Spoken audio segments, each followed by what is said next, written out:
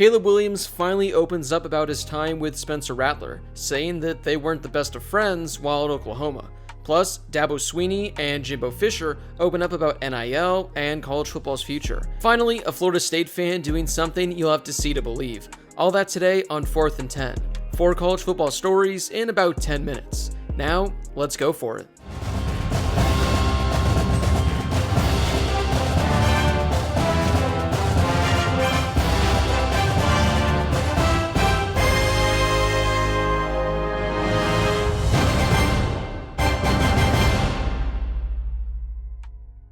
Before we get to today's video, make sure to hit that subscribe button and turn on those notifications if you're new to the channel. If you love college football, then this is definitely the place to you.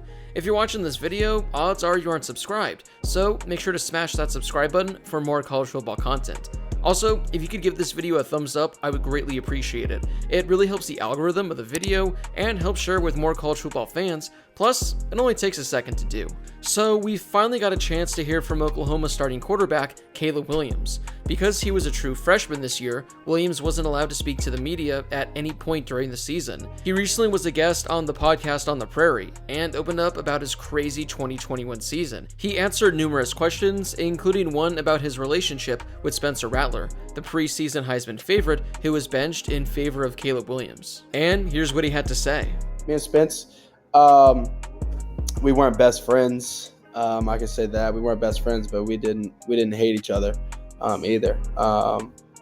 There's a bunch of other guys that I'm not best friends with, and I don't hate them either on the team. Everybody always tried to make a thing out of nothing throughout the whole season. Just throwing that out there. There was nothing to be made from it. I mean, it's guys that you meet all the time, or women that you meet all the time that you're not best friends with and won't be best friends with. But you don't hate them. You don't envy them. You don't do none of that. I'm happy that he is now at SC with Coach Beamer. Awesome coach, awesome guy, awesome family.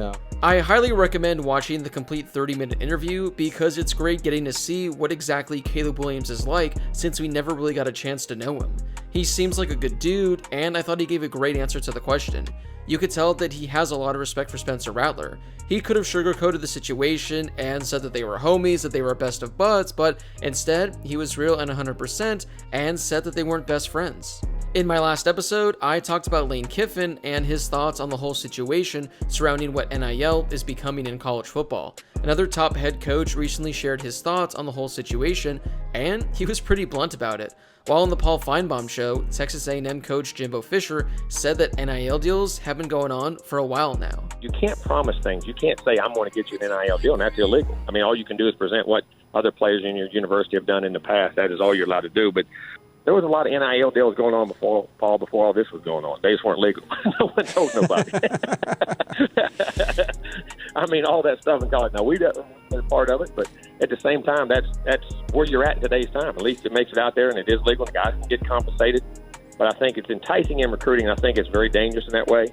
But, I mean, you got to enforce the rules when they're broken. You got to handle that part of it. Now, I absolutely love Jimbo Fisher for saying this. I mean, he's not wrong at all. For years, we've known that players have been benefiting from their NIL. It was just going under the rug and nobody was knowing about it. I love that a coach as high as Jimbo's level called it out and actually had the balls to say it.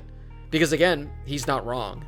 While talking with the media at signing day on Wednesday, Dabo Swinney opened up about his concerns with the transfer portal and what it means for college football moving forward. Oh yeah, it's crazy. It's really sad, to be honest with you. I think there's over, right around 2,000 kids in the portal, and most of them don't have anywhere to go.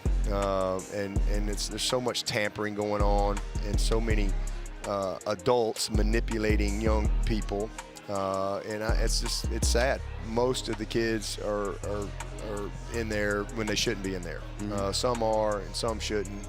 And so some of the lessons that we're teaching young people, I don't think is going to benefit them well as they move through their life. But it is something that everybody has to manage and have to deal with. There's no consequences. There's no rules. I mean, I'm all for transferring. I personally think we should let them go anytime they want, wherever. I just think you should have to sit a year, and then you get that year back upon graduation. I think what we've done is we have de-incentivized and devalued education, and I think that's the wrong approach.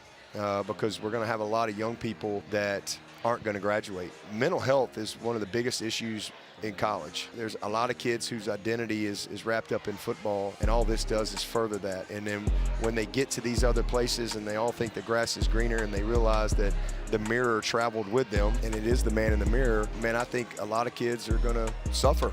I think graduation rates are going to go down. I think graduation rates right now all-time high in college football, and it'll be interesting to see where that is 5 years from now, 10 years from now. I think there's going to be a lot of kids that their whole identity is based on football. Go here, there, and then when it's all said and done, they're not going to be connected to anything. They're not going to have that network. They're not going to have those relationships, and they're not going to be truly equipped the way they need to be, in my opinion. And I think that is sad because it's total chaos right now. Again, tampering galore, kids being manipulated, grass is greener, all that stuff, putting the work in. Again, there's a time and place of graduating, but because there's no consequences. And so now you got agents and NIL and tampering, and you have no consequences, and no consequences equals no conscience. There's no reason for pause. There's no barrier at all for young people, like nothing. That's not a good situation because there's no order whatsoever. So and it can be, to me, it flips everything up. Education is like the last thing now. And I think if you just let them all go anytime they want, no barriers, but you sit a year,